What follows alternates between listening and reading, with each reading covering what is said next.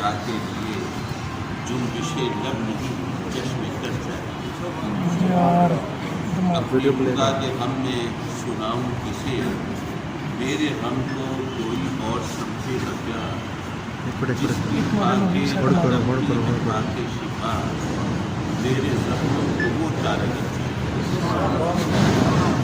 میں گدائے در شاہ کونین تمنا نہیں. میں گدائے در شاہ کونین شیش محلوں کی مجھ کو تمنا نہیں. ہو میسر زمیں پر کہ زیر زمین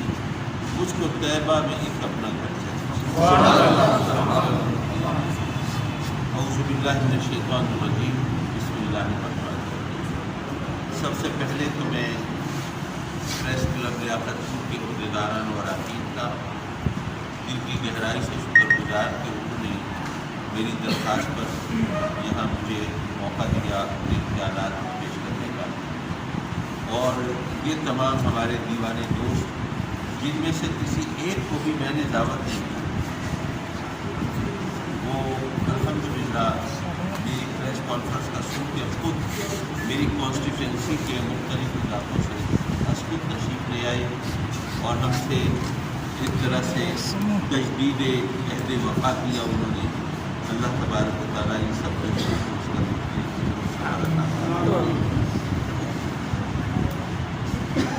سیاست کی بڑی گہما گہری ہے، اور پچھلے دنوں میرے حوالے سے کچھ افواہیں اڑائی جاتی رہی کہ جی میں لیاقت پور کی بجائے کسی اور جگہ سے الیکشن میں حصہ لوں گا، میں یہاں سے چلا جاؤں گا یا سرے سے سیاست سے آؤٹ ہو جاؤں گا. ویسے سچی بات یہ ہے کہ سیاست تو وہی ہے، کمبل کو چھوڑتا ہوں لیکن کمبل نہیں چھوڑتا، تو وہ معاملہ ہے. اس لیے وہ تو اب آؤٹ آف کویسچن ہے. لیکن دراصل مجھ سے چھوٹے بھائی ہیں ڈاکٹر راشد شیخ کاظمی، انگلینڈ میں ہوتے ہیں، وہیں پہ ان کی بچی کی شادی ہے اکتوبر میں. اس شادی میں شرکت کے لیے میں بھی جا رہا ہوں اور میرے بڑے بھائی صاحبزادہ مدد سے کاظمی صاحب بھی تشریف لے جا رہے ہیں. اور چونکہ کورونا وغیرہ کے چکر میں پچھلے 2-3 سال میری غیر حاضری رہی، تو اس وجہ سے مجھے لگتا یہ ہے کہ وہاں جاؤں گا تو مجھے مہینہ 1.5 مہینہ لگ جائے گا وہاں.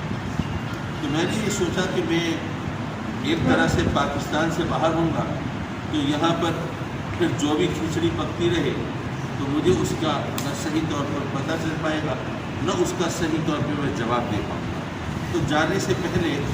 بجائے اس کے کہ آپ زبان غیر سے شرح آرزو کرتے پھریں، میں خود ذاتی طور پر بتاتا چلوں اور یہ عرض کرتا چلوں کہ میں الحمدللہ پولیٹکس میں ان ہوں اور میری کانسٹیٹوئنسی یہی لیاقت پور ہے اور مجھے یہیں سے انشاءاللہ وہ عزیز الیکشن میں حصہ لینا ہے.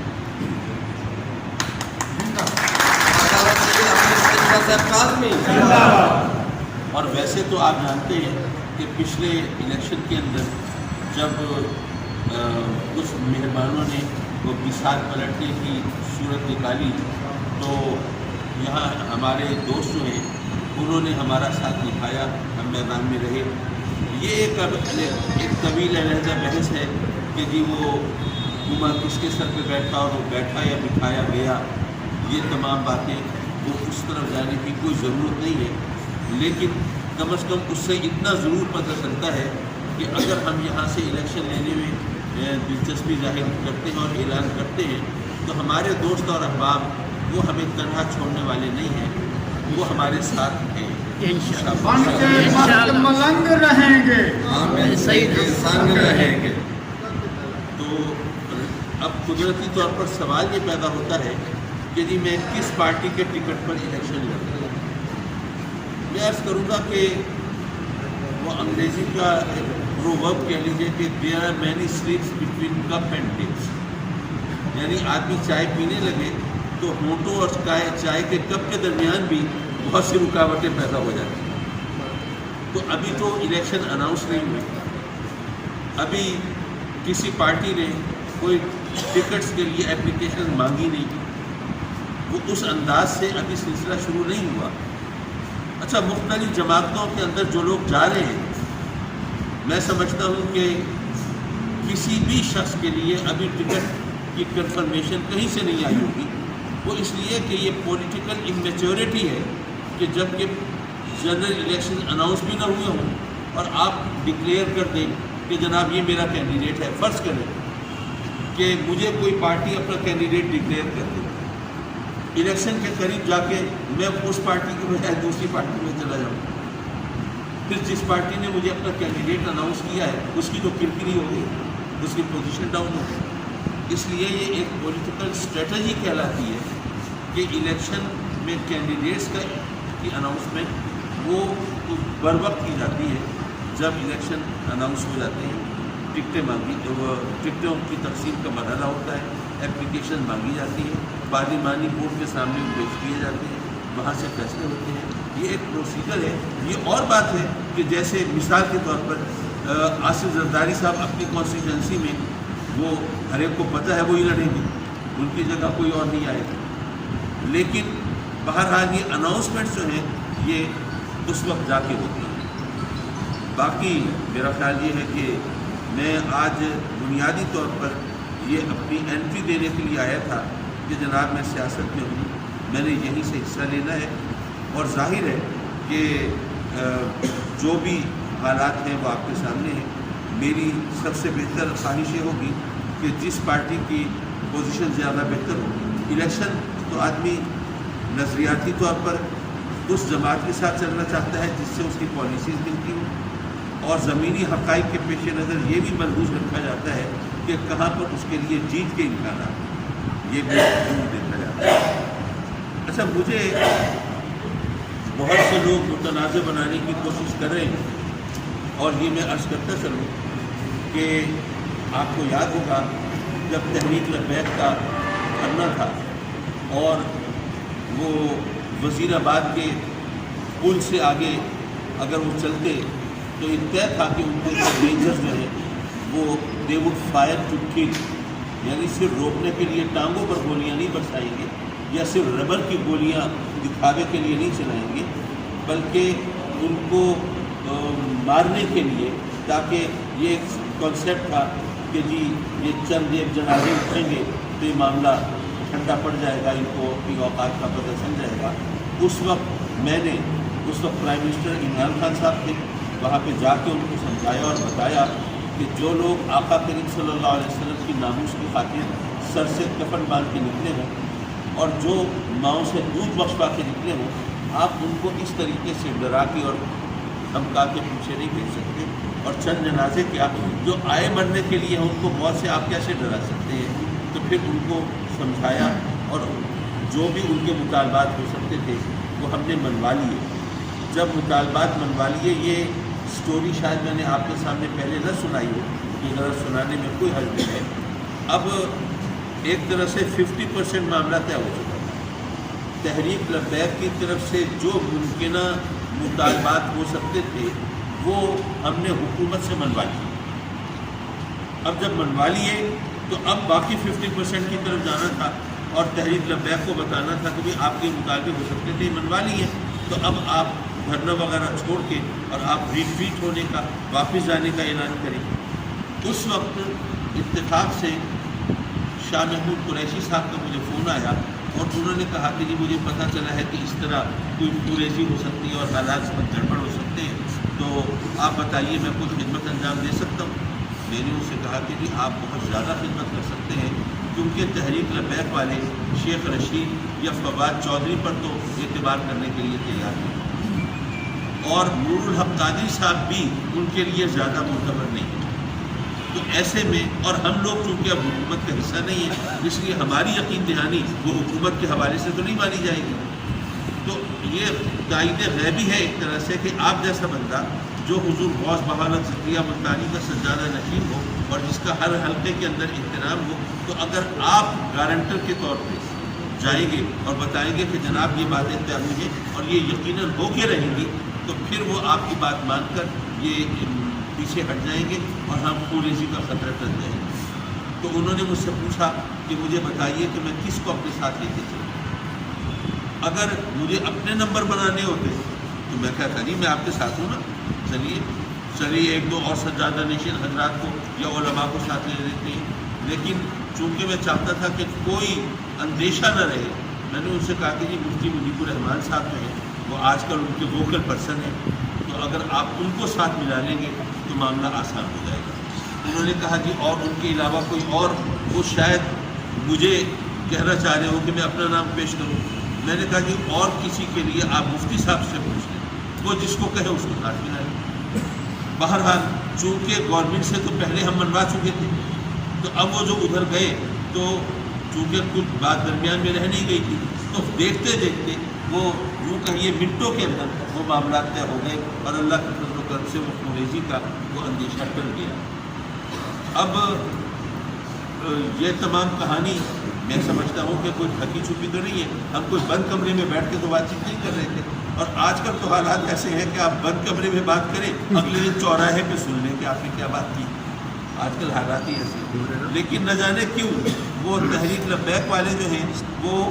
ان کو مجھ سے کیا قد ہے یہ اللہ بہتر جانتا ہے، لیکن بہرحال میں نے صرف حقیقت کو سامنے رکھنے کے لیے، تاکہ اگر یہاں پہ دوستوں میں میرے اپنے ساتھیوں میں کچھ لوگ سوچ سکتے ہیں کہ جناب آخر وہ جو حضرت صاحب پہ جو گرج برس رہے ہیں تو وجہ کیا ہے، تو بھائی میں تو اس کی وجہ نہیں بتا سکتا، وہ وجہ تو کوئی بتا سکتا، لیکن بہرحال آج کا جو پولیٹیکل ایجنڈا تھا وہ میں نے آپ کے سامنے رکھ دیا۔ میں یہاں سے کینڈیڈیٹ ہوں، اور انشاءاللہ العزیز جو ہماری جس طرف ہمارا جھکاؤ ہوگا اسی پارٹی کا ٹکٹ لینے کی کوشش کریں گے، اور انشاءاللہ ہم میدان میں کھڑے ہیں، اور اللہ کے سہارے یا ان دیوانوں کے سہارے جو کہ ہر حال میں ہمارے ساتھ کھڑے ہیں، ان کو اس سے غرض نہیں ہے کہ جیت ہوتی ہے یا ہار ہوتی ہے، اور کس پارٹی کا ٹکٹ ہے اور کس کا نہیں ہے۔ میں ان کی رفاقت پہ فخر کرتا ہوں، اور ان کو ہدیہ تبلیغ اور پھر آگے کیسی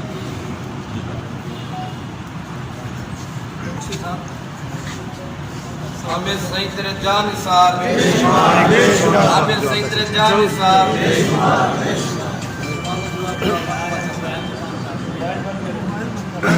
کاظمی صاحب میرا نام تاج غوث ہے اور میں سما ٹی وی کو بلانگ کرتا ہوں۔ آپ نے کہا کہ جس پارٹی کی پوزیشن بہتر ہوگی،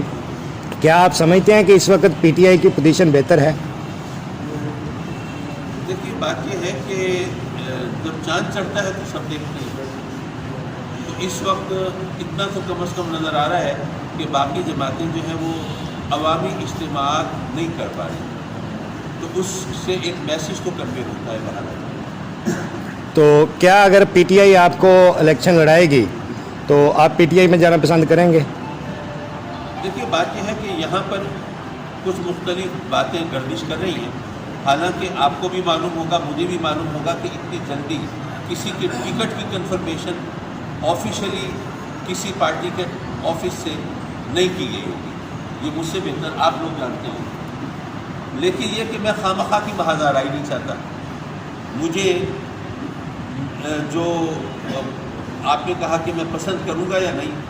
تو اتنی بات میں ضرور کروں گا کہ عمران خان نے جب پچھلی دفعہ الیکشن کمپین کا آغاز کیا تھا تو حضور بابا فرید گنج شکر رضی اللہ تعالیٰ عنہ کی چوکھٹ کو بوسہ دے کے انہوں نے شروع کیا تھا۔ یہ اور بات ہے کہ پھر وہ آپ ہی حضرات جو ہیں وہ ٹی وی چینلز پر اس کو سجدہ قرار دے کے اور جناب الزام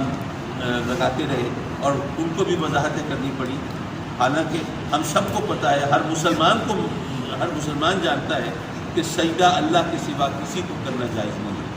تو انہوں نے وہ سجدہ نہیں کیا تھا، عقیدت اور محبت سے چوکھٹ کو بوسہ دیا تھا، اور بوسہ دینا جائز ہے یا نہیں ہے، میرا خیال ہے ان اختلافی موضوعات کے لیے یہ فورم زیادہ سجدہ اور سجدہ نہیں ہے۔ پھر عمران خان صاحب نے جب ناموس رسالت کے حوالے سے یونائٹڈ نیشنز کے فورم پر جو تقریر کی، وہ میرا خیال ہے کہ ہر عاشق رسول کے دل کی آواز تھی، اور پھر لاسٹ میں جا کے اسلام و فوبیا کے حوالے سے جو انہوں نے پیغام دیا دنیا کو، اس سے پہلے یہ اتنا کلیئر پیغام کبھی نہیں جا سکا تھا۔ تو میں اگر اپنے نظریات اور اپنے عقائد کی بات کروں تو ظاہر ہے کہ میں ان کے لیے نرم گوشہ محسوس کرتا ہوں۔ باقی سیاسی فیصلے کوئی کیا کرتے ہیں، یہ کوئی ایموشنل بلیک میلنگ نہیں کر رہا میں تو سیدھی سادھی ایک حقیقت بیان کر رہا ہوں लेकिन जैसे मैंने अर्ज़ किया कि सियासी फैसले अपनी जगह पे होते हैं, तो इंशाल्लाह इलेक्शन के करीब जाते इसहाक डार आज पाकिस्तान पहुंच चुके हैं, रात के वो मुतवक्के हैं वज़ीर ख़जाना का हलफ उठाने में। क्या आप समझते हैं कि उससे वो मईशत बेहतर कर सकेंगे, वो जो इस वक्त सूरत हाल है पाकिस्तान में? इस वक्त उनकी ब्रीफिंग हो रही है मुगल के तरफ से, इस वक्त बाद सर मेरा नाम मारूफ उमर है, न्यू टीवी से बिलोंग करता हूँ। सर ये जानना चाहता हूँ पीटीआई के अलावा और किस जमात के लिए सेकंड ऑप्शन आता है नर्म गोशा के हवाले से?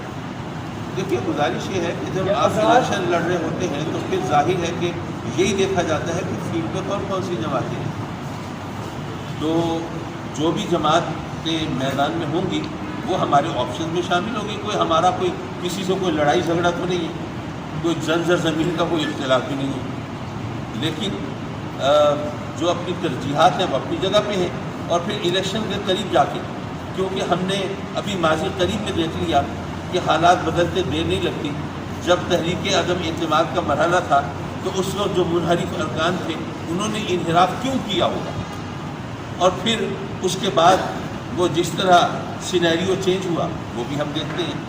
तो मेरा ख्याल है कि हम कोई प्री मैच्योर बात ना करें, वो इलेक्शन जब करीब होगा उस वक्त सूरत हाल जैसी होगी उसकी रोशनी में इंशाअल्लाह बात करेंगे। अच्छा सर, ये बताइएगा, आपने मुख्तलिफ पार्टीज़ का कहा है कि उसमें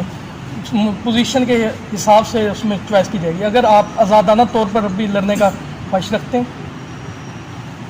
देखिए, बात यह है कि वैसे तो हम सोच सकते हैं अगर हमें अच्छे विंग्स मिले, पोटेंट विंग्स मिले तो हम उस तरफ भी सोच सकते हैं। लेकिन ये कि चूँकि अब हमारी इलेक्शन चूँकि मुसलसल हो रहे हैं, दरमियान में गैप नहीं आया है, तो उसकी वजह से अब एक वो जो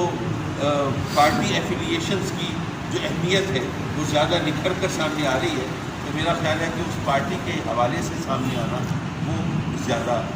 काज़मी साहब, आपने पीटीआई के कैंडिडेट की मुल्तान में कैंपेन की, क्या उस वक्त आपकी टिकट के हवाले से कोई बात हुई थी? मुल्तान के अंदर मैंने जो तायद और हिमायत की थी ज़ैन हुसैन कुरैशी साहब की, मखदूम शाह कुरैशी साहब के फर्जंद की, तो वो हमारा एक ज़ाती ताल्लुक़ की बुनियाद थी। उस वक्त हमारी कोई पॉलिटिकल एफिलिएशन की बुनियाद पर बात नहीं हुई थी। ये और बात है कि उनकी तरफ से हमें हमेशा मोहब्बत और इज़्ज़त की निगाह से देखा गया और वो ताल्लुक़ निभाने का हद्दल इम्कान उन्होंने इंडिया दिया है। बहरहाल जब चाँद चढ़ेगा तो सब देखेंगे। वो अगर कोई जमात आपको, जैसे ये 3 जमातें इलेक्शन में हैं बस उसमें हिस्सा ले रही हैं, अगर आपको ऑफर हो जाए कि आप सेनेट में उनके साथ हो जाएँ तो हमारे कैंडिडेट की पूरे पाकिस्तान में आपका वोट है, आप उनका साथ दें, तो इसमें आप सेनेट में जाना पसंद करेंगे? देखो भाई, पहली बात तो ये है कि दूध का जला छाछ फूक फूक पीता है, तो ये देखना पड़ेगा कि आज अगर एक टिकट की बात है, वो टिकट मुझे नहीं दे पा रहे, तो कल तो सीट की बात होगी, तो सीट मुझे वो किस हद तक दे पाएंगे, ये तो कमिटमेंट में कौन लोग शामिल होते हैं, क्या होता है, क्या सूरत हाल बनती है, ये तो उस हवाले से देखा जाएगा। ये और बात है कि मुझ जैसा बंदा इस पर शुक्र अदा करे कि अच्छा जी ये इलेक्शन के अखराजात से भी जान सकते और वो ये जो एक एक दरवाजे पे जाकर और कुछ सवाल जवाब और कुछ जली कटी सुनना है, उन तमाम मराहिल से भी पीछा छूटा, वो एक अलग बात है। लेकिन बहरहाल उसूली तौर पर ये बात इस तरह से है। और दूसरी बात ये है कि मुझे पहले, जैसे मैंने मुहावरे की आड़ में बात तो की कि एक दफ़ा मुझे ऑफ़र हुई थी,